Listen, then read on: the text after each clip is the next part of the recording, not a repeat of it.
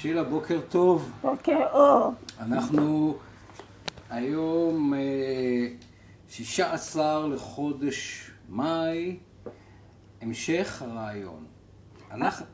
אבל על מה? אנחנו עצרנו, את משרתת בחיל הים. חיל אוויר. חיל האוויר, סליחה. ואת בלונדון, ואת מספרת על חוויה בלילה בבליץ עם הכיבוי אש, שאמרת שהיה סיפור עם נלסון, הבחור עם נלסון. זה היה לפני 48, זה היה... בטח, עוד לא הגענו. אני רוצה לדבר עדיין על תקופת המלחמה, מלחמת העולם השנייה, באנגליה, שאת משרתת בחיל האוויר. אני לא משרתת בחיל האוויר. אתה מדבר על אנגליה. כן. אני לא משרתת, אני לא במדים. אוקיי. אני בצי הבריטי, לא חיל האוויר ולא חיל הים ולא שום דבר. אני שייכת למקום שקוראים לזה סי קדט קור. אוקיי. זה שייך לצי הבריטי בגדול. אוקיי. זה לא משהו שאני באיזשהו תפקיד מיוחד שזה של חיל הים. כן. זאת אומרת, אני שייכת בגדול לחיל הים. בסדר. אוקיי. בסדר. אז רק אני רוצה להתחבר, את הגעת למקום הזה ב-1940 ומתי בעצם התחלת לעבוד שם? 42? כן. 1942. עכשיו, השנים הקשות האלה של המלחמה, 42, 3, 4, 5, 5 לא. מה קורה איתך בעצם? מתי משתנה המצב או שאת... אני עובדת שם כל יום, הולכת למשרד, ואני בתור, איך נגיד לך, מנהלת חשבונות. כן. של חלק אחד, של הסי קדט קור. זאת אומרת, הילדים שרוצים להיות מלאכים שהם יגלו, זאת אומרת כמו גדנ"ע ים. כן. ואני עושה את החשבונות בין האנשים שאנחנו משלמים בתור מדריכים, ושהכסף שאנחנו מקבלים בין הילדים להשתמש בזה. כן. אני חושב שדיברנו על זה בפעם הקודמת, אבל בואו נראה כמה את זוכרת. לגבי הגורל, על מה שקורה באירופה עם היהודים, כן. עד כמה את זוכרת? מתי מתחיל לחלחל? מתי מתחילים להגיע ידיעות? אני לא יכולה להגיד לך תאריך מפני לא, שאני כן. לא יודעת, אני לא זוכרת. זה הגיע לאט לאט וקצת. אוקיי, עכשיו בוא נדבר לקראת סוף המלחמה. יש בחירות באנגליה, אוקיי? צ'רצ'יל הגדול נאבק על מקומו, והיהודים הולכים עם הלייבור. זה אני לא יכולה להגיד לך מה קרה, מפני שבאמת שאני לא יודעת. אני אהבתי מאוד את צ'רצ'יל, כמו כולם. אנחנו חשבנו שהוא הגדול, וזהו. ואחר כך שזה הנהפך ללייבור, זה היה קצת שוק בשבילי.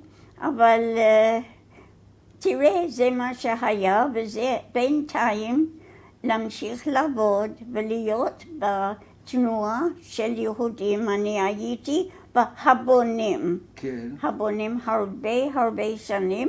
נהפכתי מבונה קטנה למדריכה שיכולה להביא חבר'ה שלי לכל מיני מקומות באנגליה.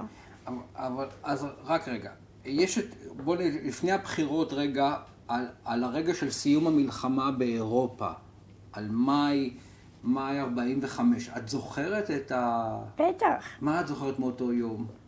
אני זוכרת שאצלנו בלונדון, הבן דוד שלי מאמריקה הגיע מהרבה אמריקאים. כן. קראו לו שלמה, והוא היה הבן של, אח של אבא. באיזה מסגרת הוא הגיע לאנגליה? מסגרת כחיילים אמריקאים?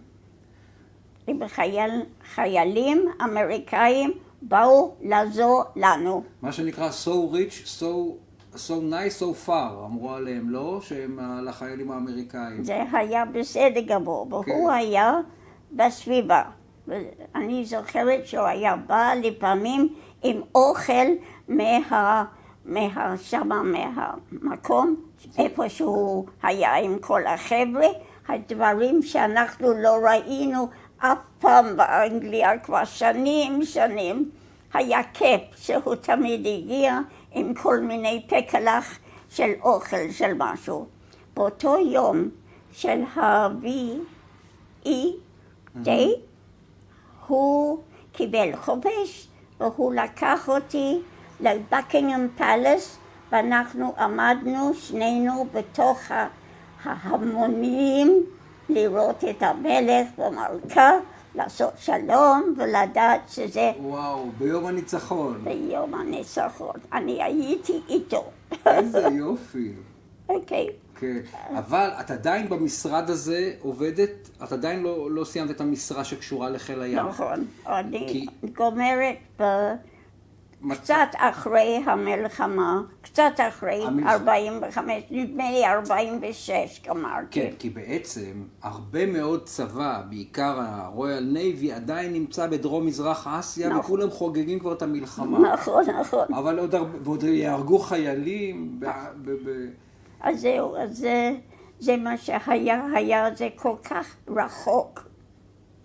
את זוכרת את היום, מה הרגשתם, מה הבנתם ביום שבו נפלו פצצות האטום בהירושימה ונגסקי? כן. איך מקבלים, הרי זה שוק, אתה לא יודע בדיוק מה זה. מה את זוכרת אני יודעת את השם של האווירון שזה אנולה גיי. כן.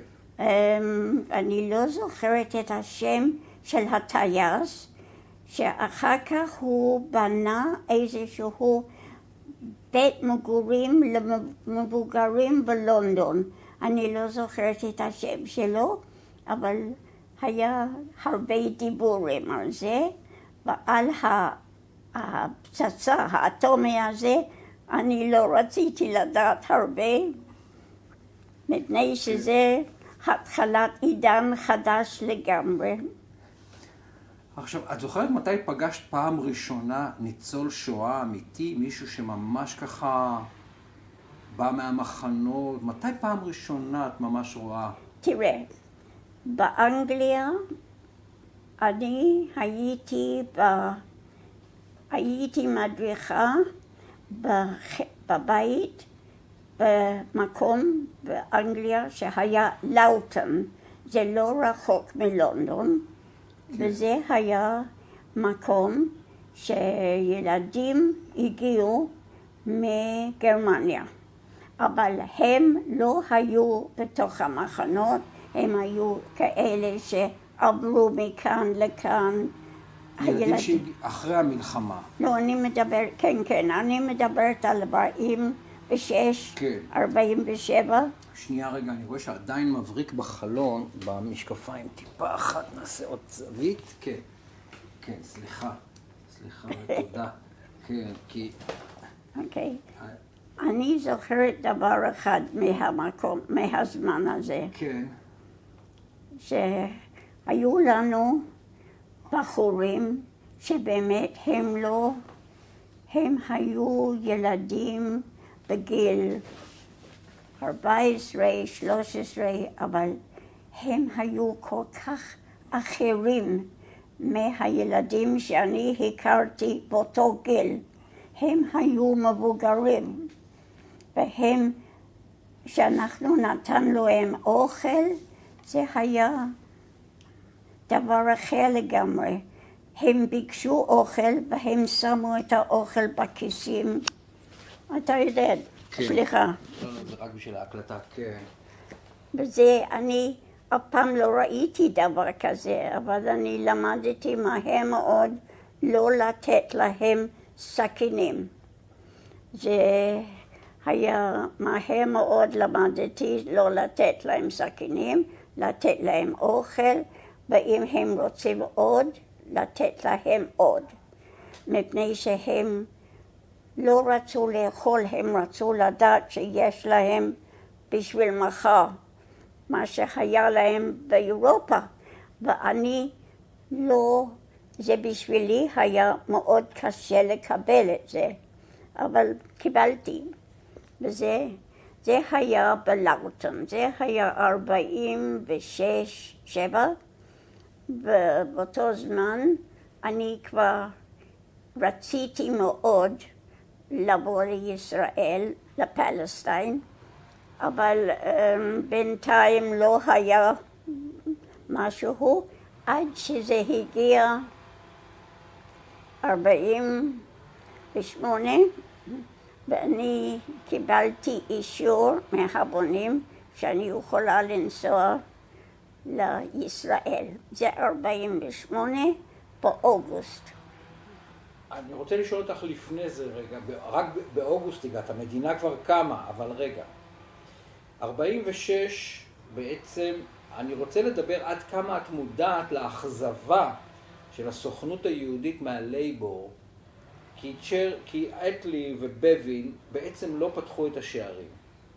עד כמה כיהודייה בריטית את זוכרת שאת מודעת למתח הזה בין הסוכנות לבריטים, למנדט? היה מתח, אבל אתה יודע שאתה בגיל ה-20, אז יש הרבה דברים אחרים שאתה חושב על זה יותר, לא דבר כל כך. זה היה קשה לנו, זה נכון, אבל כל כך קשה אני לא יכולה להגיד לך. אבל כשאת משתחררת מהעבודה בחיל הים, מה את עושה ואיפה את גרה? אני פשוט מאוד אמרתי לך, הלכתי להיות מדריכה במקום הזה בלאוטון. אז היית מדריכה שם. זה אחרי זה. אוקיי, זה לא הבנתי. זה אמרתי, ואחר כך אני עשיתי קורס, אחרי שהשתחררתי, עשיתי קורס להיות מורה לאנשים זרים. זאת אומרת, לתת אנגלית בהתחלה. בתקופה הזו בלאוטן, עם הילדים, את זוכרת איזשהו אירוע, פתאום מפגש, איחוד משפחות, אירוע חריג שהיה עם הילדים שם? אני לא הייתי הרבה זמן שם. לא. לא יכולתי, זה לקח ממני כוח, הרבה כוח. הם כולם היו יתומים, רובם. איך הם ידעו? זאת אומרת, עד שמצאו אחד את השני, זה היה זמן ארוך מאוד. אבל זה פשוט מאוד, זה היה חלק מהחיים בלונדון, באנגליה. עכשיו, את כבר אדם בוגר בשנים הללו, 22, 23, 24. 22. מה? כן. חבר, בן זוג, מתי פגשת? לא, בתוך הבונים כולנו היינו חברים. זאת אומרת, הרבה חברים, בנים, בנות, לא היה איזשהו בן זוג בינתיים. כולם רצו שאני אפגש מישהו מיוחד, ואני כל הזמן, מישהו שהיה פעם בחיל האוויר, והלך לקיבוץ, קיבוץ הכשרה באנגליה, והם, כל ההנהלה של הבונים, רצו שאני אפגוש אותו. בדיוק אותו אני אמרתי, לא, אני אעשה כל השידוכים שלי לבד. ואחרי כמה שנים שאנחנו הסתובבנו, מצאנו אחד את השני בישראל, וזהו שהם רצו שאני אפגוש אותו. ושמו? מה שמו המלא? סם. סם? שמואל ברק, שמואל ברק. ברק. ספרי עליו קצת על ההיסטוריה שלו. יש לי כל הסיפורים שלו, יש לי דף על כל ההיסטוריה שלו, אם את רוצה. לא, אני רוצה רק שתספרי לי, אני לא רוצה לקרוא, אני רוצה קצת למצלמה בשביל אני... טוב, כן. בית ספר הוא היה מבריק, הוא קיבל סטיפנדיה לקיימברידג'. הוא נולד באנגליה? נולד באנגליה. והשורשים של המשפחה? אנגלים. אנגלים... טהורים. כחול, ממש כחול לבן. true blue.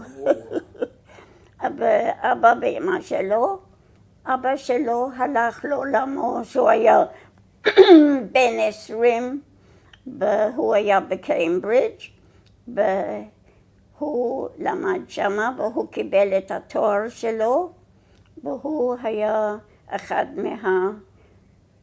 מהטובים, הוא קיבל תואר aeronautical engineer, וזה דבר גדול, וזה ישראל לקח את כל איפה הוא שירת במלחמת העולם השנייה, איפה הוא היה? חיל אוויר, באנגליה. הוא היה בחיל אוויר.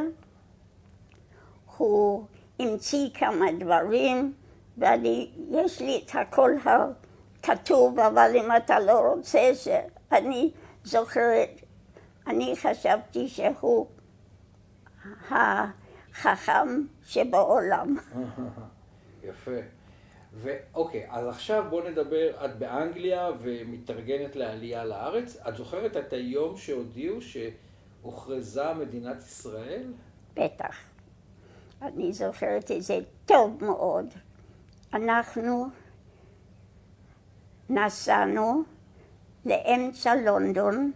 יש לי תמונה באיזשהו מקום של אנחנו רקדנו לפני המשרד של Jewish Agency ב-Great Russell Street. יש סיכוי שאפשר לראות את התמונה הזו? אפשר למצוא אותה? אני אמצא את זה. טוב. אני אמצא. שאנחנו רקדנו.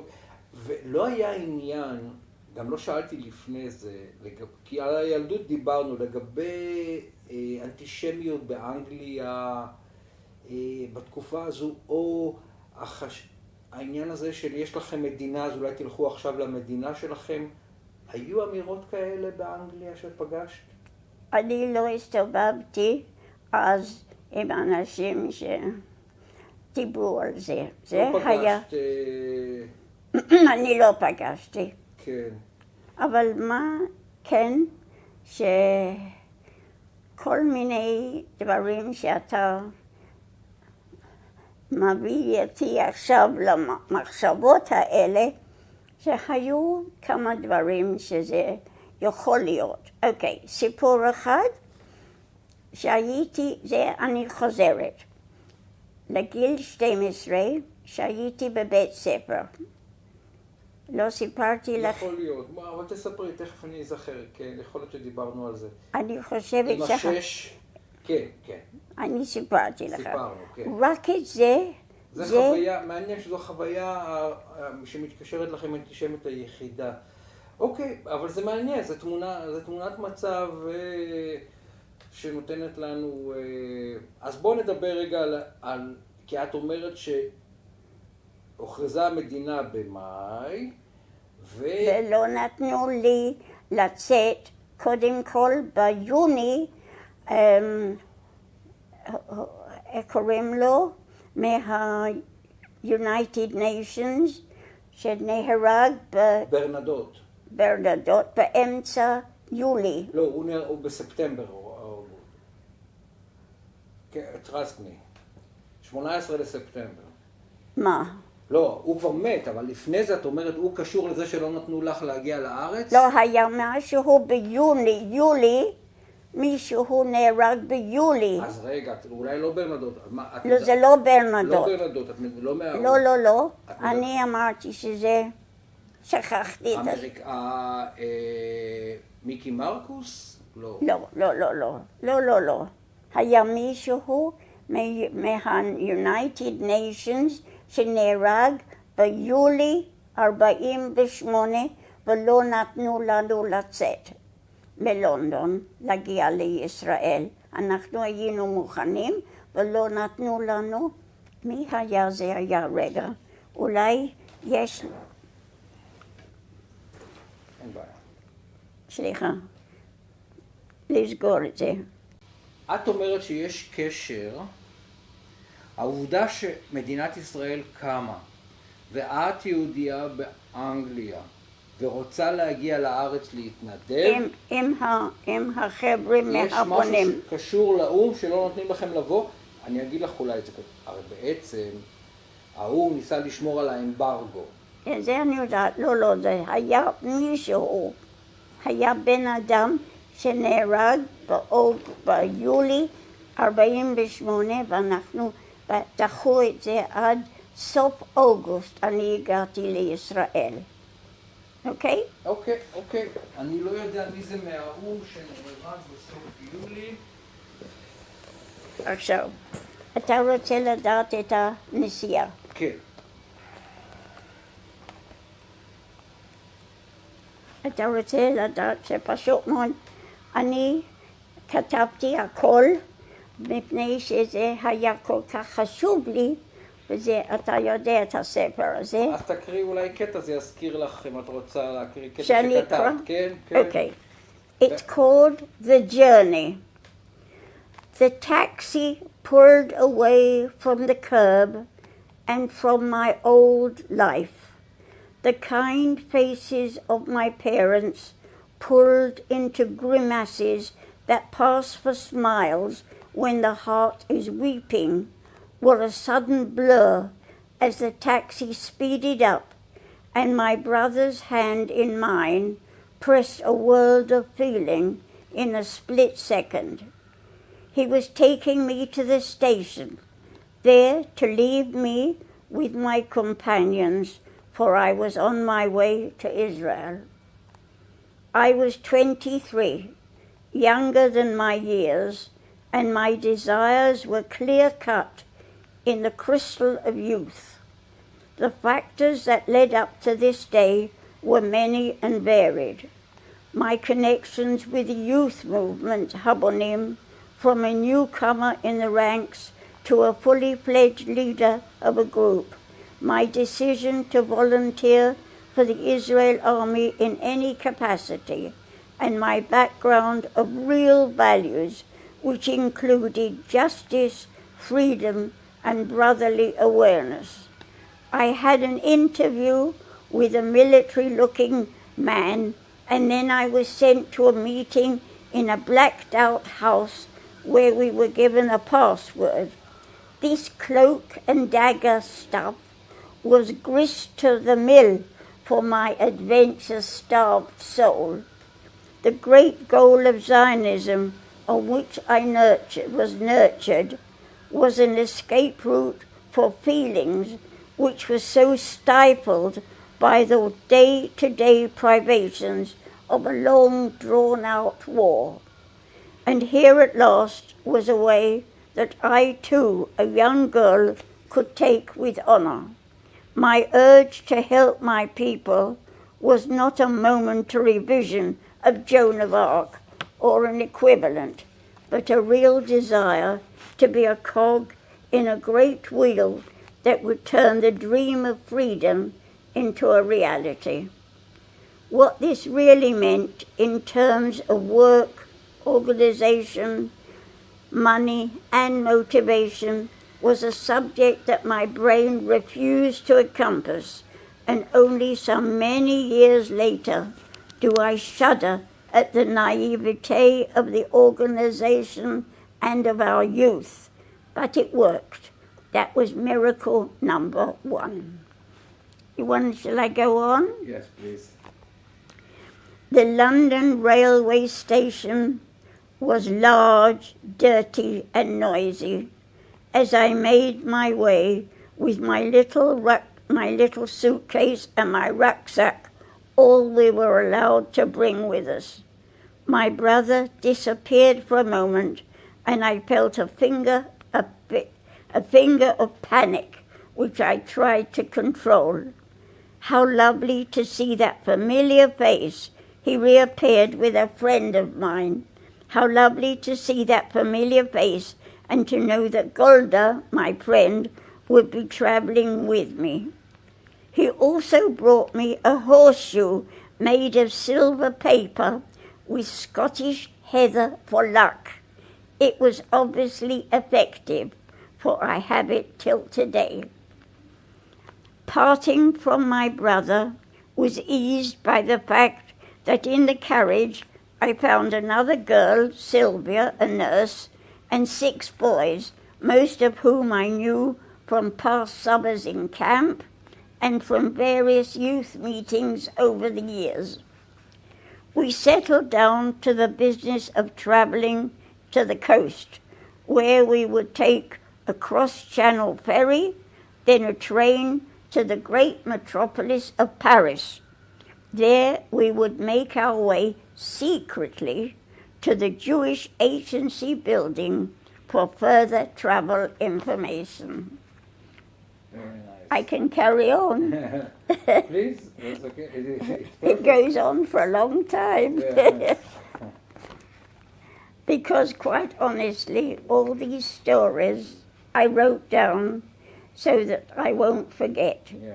Because the little things that you forget are the things that make the stories. Yeah. Okay? Yes. Shall I carry on? Yes, please. On arrival at the port town of Folkestone, we were asked many unnecessary questions, and we all had a nasty feeling of something strange happening. Now, there was a horrible noise of a ship's siren from over our heads, and to our horror, we saw the gangplank moving away from the ship. To say that fear gave our feet wings might be a literary expression, but it was really true as we ran down that plank and our friends helped us into the doorway in the ship's side. We lay in our banks for a whole long night while the ship ploughed her way through the choppy seas. In the morning, we arrived in Paris, and as per instructions, we edged our way in 2s and 3s, most inconspicuously, we thought, to the taxi rank. Once there, I requested in my pure schoolgirl French the designated address. The taxi driver, I still remember what he looked like. He was large and he had a big ginger beard, I remember. The taxi driver, a bearded giant of a man, smiled at me and said in French, "Juif bien," and took us without any question all a trip round Paris, for which we paid most handsomely, and deposited us at the right address where an Israeli flag was flying. He wished us bon chance and then took our bags right up to the proper floor. So much for secrecy. Inside, a girl looked up from her typing. She told us to leave our packages and return later. "You're catching the midnight special to Marseille," she said. The memories of that journey are indeed clouded by the proverbial mists of time, but whiffs of feelings are still remarkably clear. The touch of my neighbour's tweed jacket on my cheek as I succumbed to an uneasy doze, the smell of French cigarettes for the first time, a hot, awakening smell of coffee from a station cafeteria somewhere in the centre of France, and over all the warm blanket of companionship and hope for the future. שילה, זה פנטסטי. צריך להקליט אותך על כל הסדרה. אני רוצה, אם את יכולה רגע, טיפה נדלג, כי לא נוכל להקריא את כל הספר, לרגע שבו את רואה את חיפה, ואת מגיעה לארץ. איך את מתארת? לא הגעתי לחיפה, הגעתי למרסיי. אבל משם? הייתי שם די הרבה זמן. אז רגע. הייתי במחנה בשביל האלה שבאו מהמחנות. אז רגע, אז ההתנדבות שלך היא הייתה בעצם, זה חלק מההתנדבות שלך זה לעבוד במחנות, אבל יש כאן משהו שאני חייב לשאול. רגע, את אומרת שאת בת 23, את ילידת 23, אבל זה לא 46, זה 48, את אומרת. בטח. אז ב-48 את היית בת 25. פה. אלא אם כן הגעת לפני קום המדינה. למרסיי את מגיעה, כי את אומרת יש כבר דגל ישראל, אז זה כבר שגרירות, זה קונסוליה. נכון, אז אני 25 ולא 26, יכול להיות. כן, לא 23. פה כתבת שאת בת 23. אני אגיד לך, אני תמיד הייתי הרבה יותר צעירה כן. אבל זה יכול להיות. אבל רגע, שאת אומרת שמגיעים מהמחנות, שוב, זה אחרי קום המדינה? במחנות של מרסיי, איפה שהם ממרסיי, אנחנו מגיעים לישראל. אבל זה כבר עלייה לגלית, כבר הכל פתוח. טוב, אבל אנשים היו בגרמניה אחרי שהם היו בכל המקומות האלה, כן. והם היו והם ירדו למרסיי, ושמה אנחנו סידרנו אותם ואנחנו נסענו רובם באוניות לישראל. אבל זה כבר הכל מסודר, ויש מדינה ויש דגל והם מקבלים דרכון. איך בעצם כל הנושא הזה של... ואת מגיעה לארץ מתי? סוף אוגוסט 48. אז רגע, אז כמה זמן היית במרסיי? אני חושבת זה היה אולי חודש וחצי, משהו כזה, חודש אולי. אז לכן אמרת שעיכבו אתכם קצת ביולי, פחות או יותר, ואז את מגיעה למרסיי, ובמרסיי בעצם התפקיד שאת מקבלת זה מטעם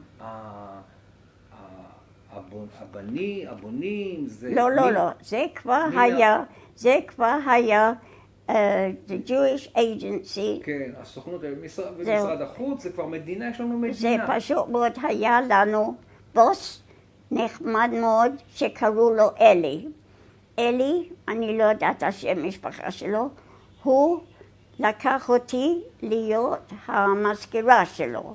אבל נוסף להיות מזכירה, גם כן ניקיתי הרבה פעמים את הרצפות איפה שזה היה צריך לנקות. אני בישלתי עם החבר'ה הרבה דברים שבישלתי. כן.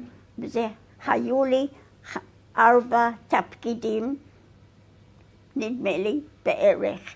אבל סיפור שזה ממרסיי, זה סיפור ארוך מאוד, והרבה סיפורים בתוך המרסיי, המון. כמו מה? איזה זיכרונות חזקים יש לך משם? ספרי משהו, לא משנה מה. אוקיי, אני אגיד לך, זהו, עכשיו. אחר כך אני רוצה לשמוע איך את מתארת שאת רואה את הנמל, את הגעת לחיפה בסופו של דבר? לא. שהגעת לאיפה? לאיזה נמל? כולם הגיעו לחיפה באונייה. כן. אני קיבלתי את המזל לנסוע עם החבר'ה שהיו דרושים מאוד, שישראל רצה אותם מאוד חזק, זאת אומרת, טייסים ואנשים שיודעים זה. אני עשיתי את הרשימה במרסיי, וזה שלחנו לישראל את הרשימה של 10 אנשים שיש להם איתנו במרסיי, שיש להם את התפקיד מאוד רוצים בישראל, למשל, עם אווירונים, עם כל מיני דברים. ואיך הגעתם? ואני חתמתי את השם שלי למטה, ופתאום למחרת בא האלי הזה, והוא אומר לי ככה, הוא אומר לי,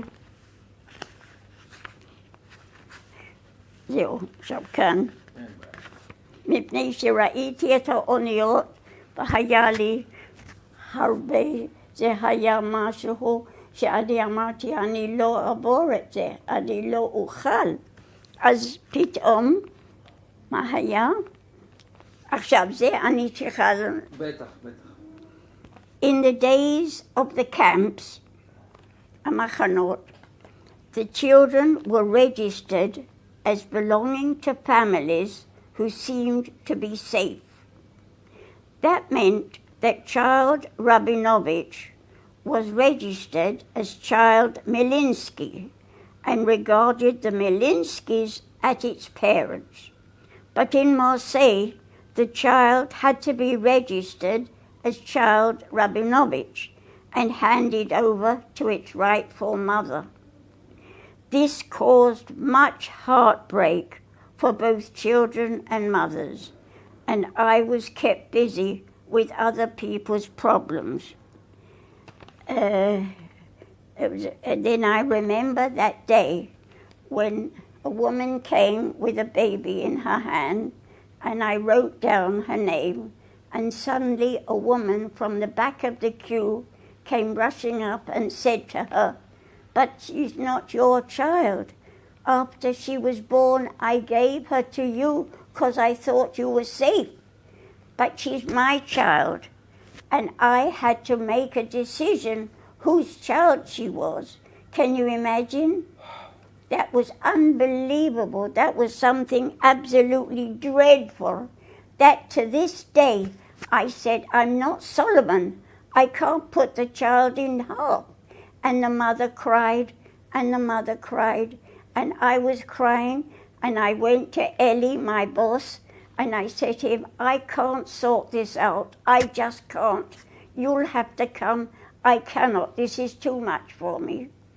What he did, I don't know. But whatever he did, I wasn't there to see it. That was one little thing in Marseille, one little. Another little thing that I remember was when I was very tired of peeling potatoes, and I saw a woman sitting by the side doing nothing. So I came to her, and in Yiddish, I said to her, maybe you'd like to help peel some potatoes. And she looked at me, and in Yiddish she replied, we have done our duty over there. Now is your time to work. That's another one, okay? I have bits floating in my head. Lots and lots of bits floating in my head. How we left is another story completely, okay? And I also, in my time in Marseille, Ellie decided that I should be a Hebrew teacher and teach some youngsters how to say shalom and ma shlomcha and how kama ze ole and this sort of stuff. And I tried very hard to put them together in a class and to try to teach them. But it was like teaching icebergs. You couldn't get through to them. And so I decided this was not a good system. And so I decided to sing to them songs that I learned about Israel. And I sang to them the song that I remember now, today. I remember Artseinu Haktantonet, and I translated it into Yiddish. And they joined me in singing. And with tears running down my face, I remember the moment that I thought, maybe we'll get there someday. Okay? This is stories that, unless I wrote them down, we wouldn't remember. Right? Yeah. So that's where I wrote this book.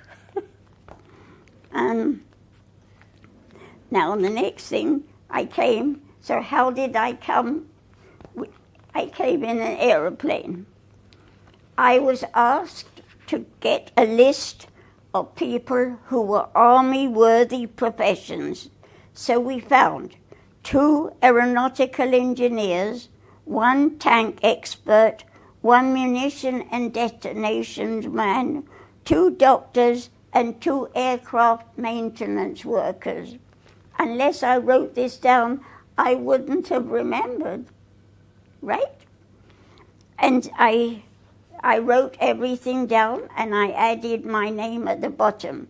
And the next day, Ellie came running over to me with a piece of paper, and he said, "You're going too."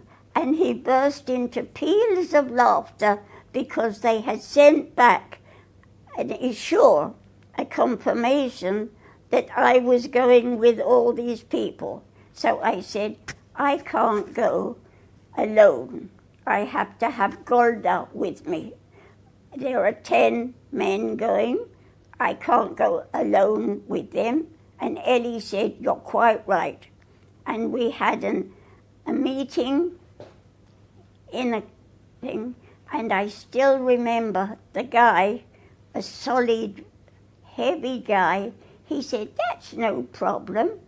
I weigh as much as the 2 of them together. All we have to do is to leave a case here, and we can take Sheila and Golda." Now, do you know what that meant, to leave a case? We never saw the case again. And this was only with a rucksack on our back we came to Israel.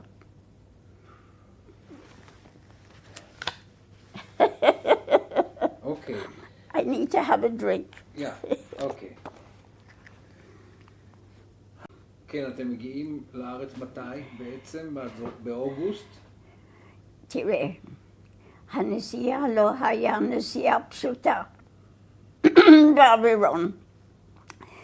אנחנו עלינו על המטוס, וזה פשוט מאוד, היה מטוס קטן הפעם בחיים שלי, לא ראיתי מטוס כל כך קטן, ופתאום משהו קרה עם החימום והקירור, וזה נעשה נורא קר.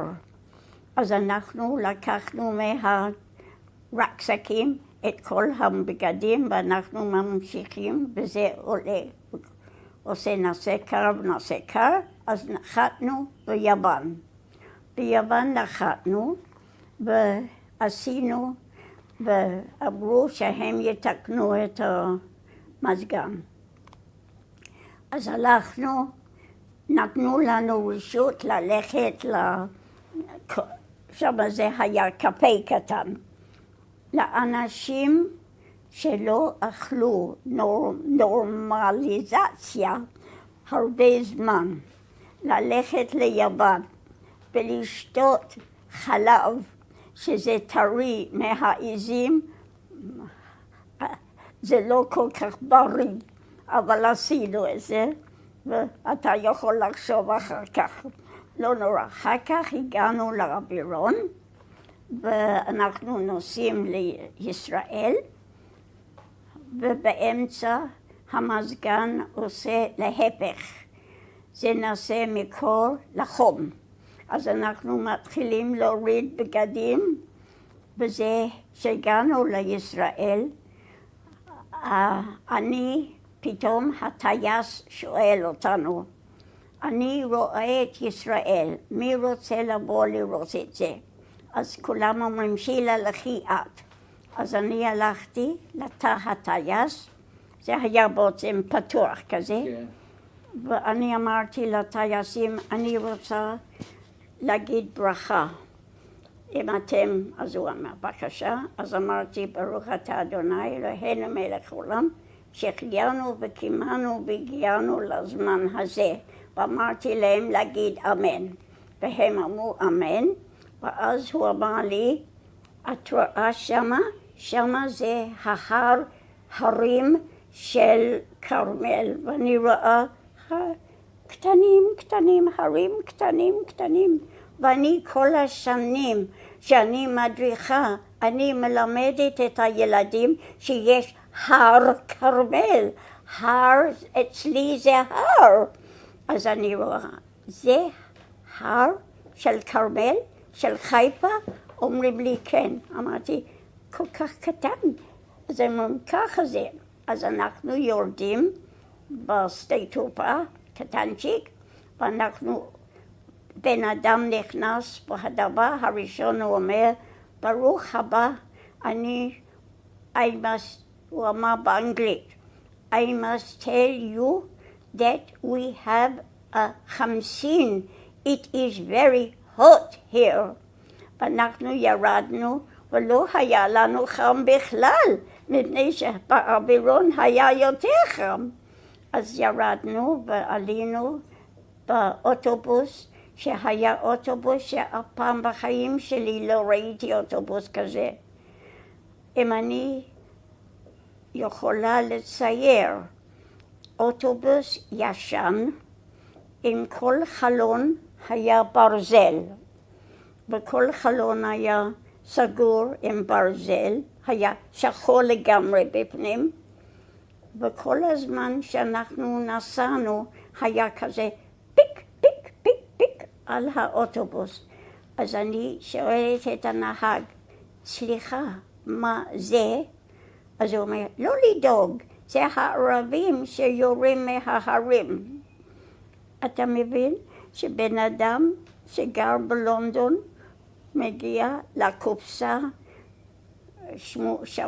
קופסת שימורים כזה, וזה היה די קשה.